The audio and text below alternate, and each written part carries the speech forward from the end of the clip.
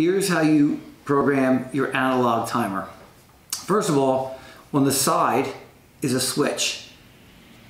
Turn it on and that overrides everything and turns the lights on. You turn it down and it goes into the timer mode. Once it's down in timer mode, this is the area that controls it. Right now, you're going to see a little arrow on the upper right corner, almost, it looks like in the 2 o'clock position. That arrow designates the time of day it is. So you spin this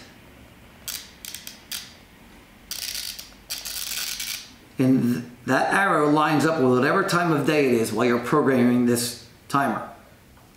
So for example, we're going to turn this and it is, we'll say 4 o'clock. Now, these little pins on the side move up and down. When the pins are in the up position, raised, the timer is off. When you're in the down position, and all of them are down, that is the on position. So for this particular timer right now, we have it set to come on, turn on at 6 o'clock p.m. and off at 6 o'clock a.m.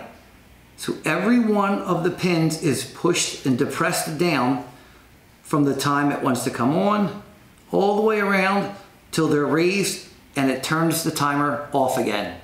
So again, push the pins down for your desired run time, pull the pins up for the desired off time.